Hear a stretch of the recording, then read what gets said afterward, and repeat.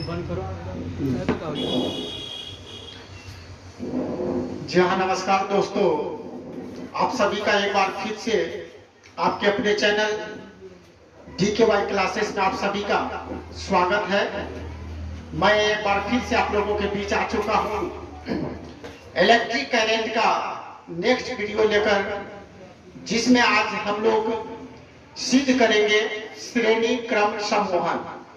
जी हाँ, दो क्रम होता है सम्मोहन का, एक श्रेणी क्रम सम्मोहन और एक होता है समांतर क्रम सम्मोहन। तो हम लोग आज श्रेणी क्रम सम्मोहन को सिद्ध करके देखेंगे, फिर हम नेक्स्ट वीडियो में आप लोगों को समांतर क्रम सम्मोहन को सिद्ध करके देखेंगे। तो शुरू करेंगे। श्रेणी क्रम सम्मोहन क्या होता है, इसका RS बराबर R1 plus R2 plus R3, यानी अगर किसी परिपथ में इसमें जो अकेला जितना भी प्रतिरोध होगा, इसमें ये जो तीनों प्रतिरोध है, इन तीनों के योग के ये बराबर हो जाता है। कहने का मतलब कि अगर हम लोग किसी बर्तन, बड़ा बर्तन में अगर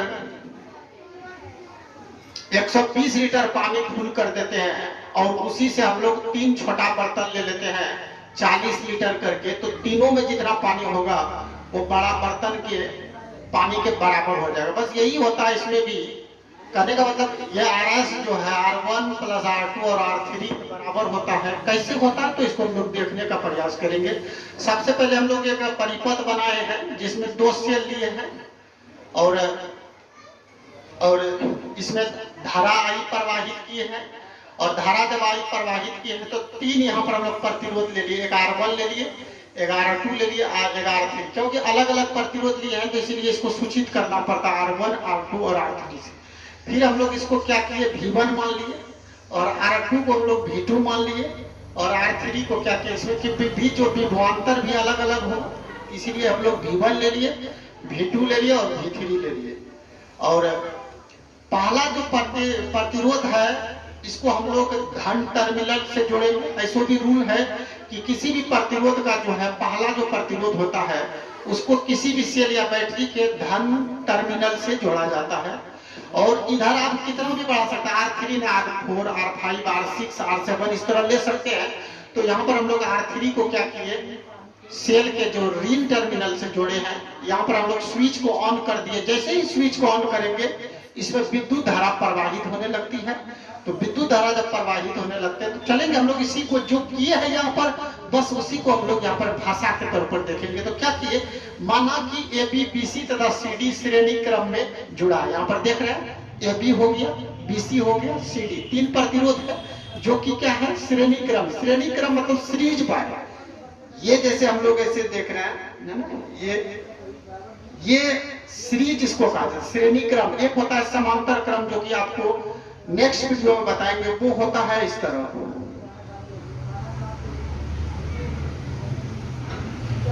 एक इस तरह हो जाता है और ये जो जुड़ा हुआ था है ये आपको समांतर क्रम है, क्योंकि एक दूसरे के समांतर है।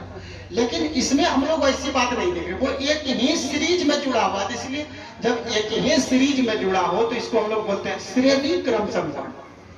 ये क्या हो गया, श्रेणी क्रम सम्मोहन। तो वही हम लोग लिखे हैं कि माना कि AB, BC तथा CD जो है श्रेणी क्रम में जुड़ा है, जिसका प्रतिरोध हम लोग क्या आज से सूचित करते, पहले भी हम लोग पढ़ चुके हैं कि प्रतिरोध को हम लोग R से सूचित करते हैं। तो जिसका प्रतिरोध क्या हो गया, R1 हो गया, R2 हो गया और R3 है ना। तो AB, BC तथा CD जो श्रेणी क्रम में जुड़ा, जिसका प्रतिरोध R1 हो गया, R2 हो गया और R3 हो गया।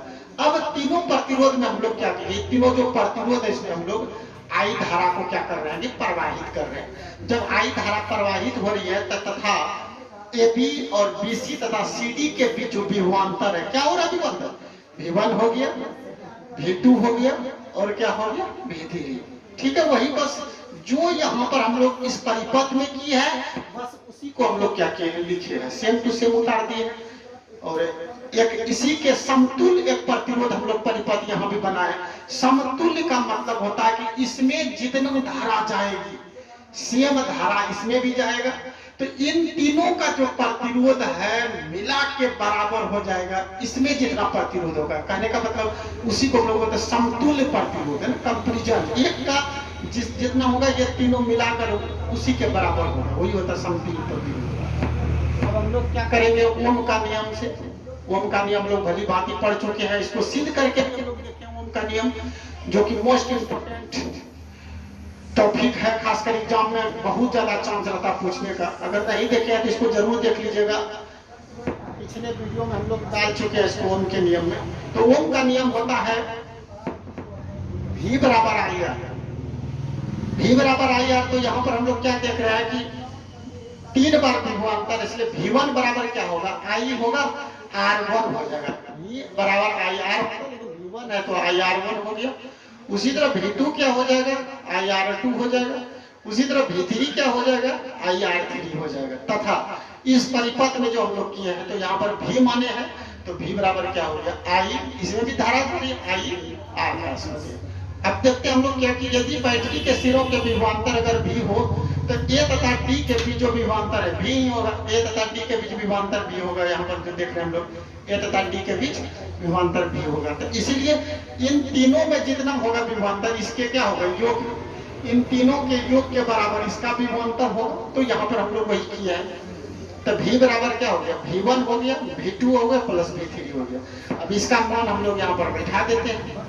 तो V1 क्या हो, V बराबर क्या है, IRS है। यहाँ पर हम लोग देख रहे हैं V1 बराबर हो गया IR1, V2 बराबर हो गया IR2 और V3 बराबर हो गया IR3। यहाँ बैठा दिए।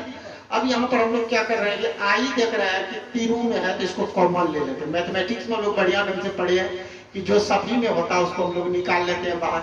तो वही यहाँ पर कॉमन ले लिए, तो क्या बच गया, R1 बच गया, यहाँ पर R2 बच गया और यहाँ पर क्या बचा, R3। अब ये I को हम लोग समाप्त कर दिए आराम से। तो बचा क्या, RS बराबर R1 plus R2 plus R3। यही हम लोगों को सिद्ध करना था। और इसको आप लोग स्क्रीनशॉट में ले सकते हैं और बार बार देखने पर ये कोई ज्यादा भाष नहीं है। और 2-3 बार अगर हम लोग अच्छा ढंग से देखते हैं तो 100% समझ में आएगा। अगर ये वीडियो बहुत अच्छा लगा आप लोग को लाइक और सब्सक्राइब जरूर करें। धन्यवाद।